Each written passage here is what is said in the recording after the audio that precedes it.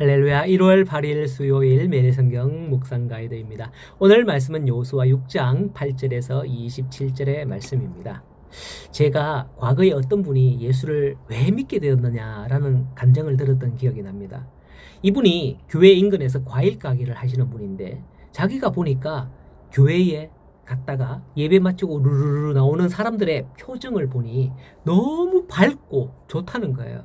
그래서 나도 저 교회 한번 가봤으면 좋겠다 하는 그런 생각이 들었대요. 그래서 그가 어느 날 그 교회에 갔다가 그 교회에 등록하게 되었다 하는 그런 얘기를 들은 적이 있습니다. 오늘날은 교회 갔다가 다 차 타고 나오기 때문에 이런 모습을 보여주기는 참 쉽지 않는 그런 환경이 되었지만요.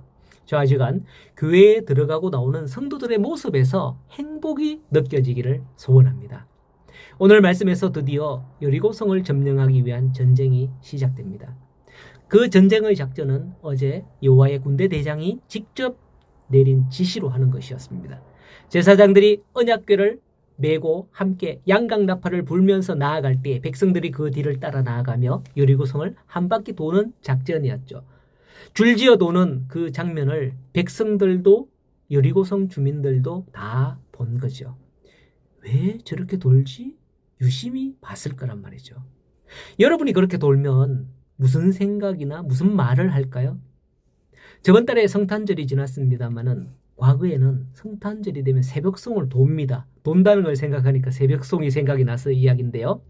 도시는 그나마 차량으로 이동하겠지만은 제가 자란 곳은 시골인지라 걸어서 한 집 한 집 방문하기 위해서 찾아갑니다. 찬바람이 부는 그 추위에 우리 그때 중고등부 때 어린 학생들이 뭘 알겠습니까? 이야기하면서 웃고 떠들고 그렇게 다녔죠. 온 동네 개가 다 짖어요.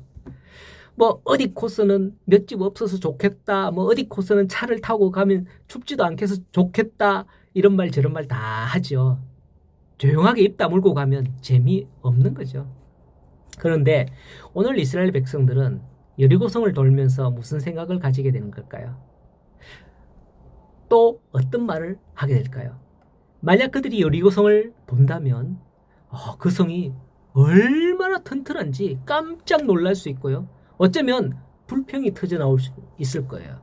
하지만 10절에 여호수아가 백성에 명령하여 이르되 너희는 외치지 말며 너희는 음성을 들리게 하지 말며 너희 입에서 아무 말도 내지 말라. 그리하다가 내가 너희에게 명령하여 외치라 하는 날에 외칠지니라 라고 합니다.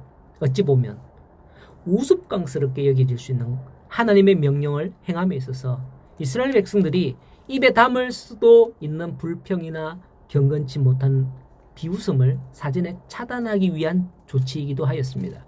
즉 하나님의 명령 앞에서 자기 의견이나 생각을 말하지 말라는 것이죠. 그런데 오늘날 어떤 교회는 교회가 선교에 전념하면 교회 안에서 구제할 사람이 많은데 무슨 선교냐 하면서 불평하는 사람들이 있는가 하면 또 갈라디아 6장 10절에 그러므로 우리는 기회 있는 대로 모든 이에게 착한 일을 하되 더욱 믿음의 가정들에게 할지니라 라는 말씀에 근거해서 믿는 가정을 대상으로 구제하면 교회가 너무 세상에 관심이 없다, 편협적이지 않느냐, 세상에도 좀 이렇게 해야지 불평하는 사람들이 있습니다. 하나님의 말씀을 근거로 선교, 구제, 교육, 봉사의 일을 하다 보면 그 중에 자기 생각에는 이렇다며 자기 생각을 내고 불평, 불만을 하는 자들이 간혹 있어서 제대로 할 수가 없는 경우가 종종 있어요. 하지만 그게 성경의 진리에 반하지 않는 이상은 순리대로 나아가는 게 은혜로운 교회가 될 줄로 믿습니다. 이스라엘 백성들은 비록 합리적인 전략이라 할지라도 비합리적이죠. 이거는 비합리적인 전략이라 할지라도 그렇게 명령하는 명령대로 묵묵히 시행하는 것을 본문에서 볼 수가 있습니다.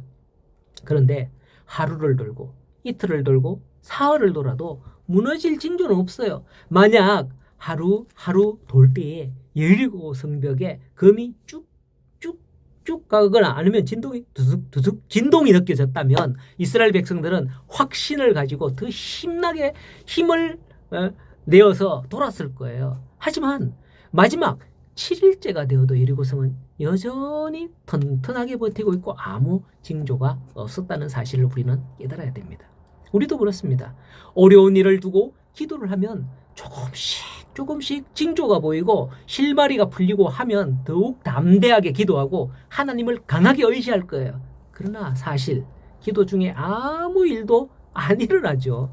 그래서 생각합니다. 내가 이거 기도 계속 해야 돼? 언제까지 기도하지? 이러다가 포기하는 경우가 많습니다. 그래서 저는 어릴 때 교회 선생님들과 어른들께 배웠습니다. 기도할 때는 작정하고 기도하라고 해요. 하루 금식 기도, 작정, 이렇게. 매일 한 끼 일주일 동안 금식 기도. 다니엘처럼 21일간 새벽 기도. 또는 예수님처럼 40일간 새벽 기도. 무슨 일이 있을 때 이렇게 기한이나 목표를 정하고 작정하고 기도하면 끝이 보입니다. 물론 기도 중간에 아무 징조도 없어요. 그게 목표를 향하여 나아가는 듯하고 그 기도를 통해 하나님이 내게 이런 마음을 주시는구나. 기도할 때 읽었던 이런 말씀의 구절들이 이게 응답이 아닌가. 이렇게 감동이 되기도 하는 거죠. 그게 응답인 거예요. 이스라엘 백성들도 이처럼 묵묵히 그리고 끝까지 순종했습니다. 그와 같이 순종할 때 마지막에 와 외칠 때에 여리고성이 무너졌다 아닙니까? 성도 여러분, 우리는 하나님의 뜻을 이해할 수 없다 그렇게 여길 때가 많죠. 하지만 여러분들도 한번 작정 기도해 보시기 바랍니다. 주여 외칠 때에 여러분 앞에 있는 장벽이 팍 무너지는 그런 역사가 일어나기를 예수님의 이름으로 축복합니다.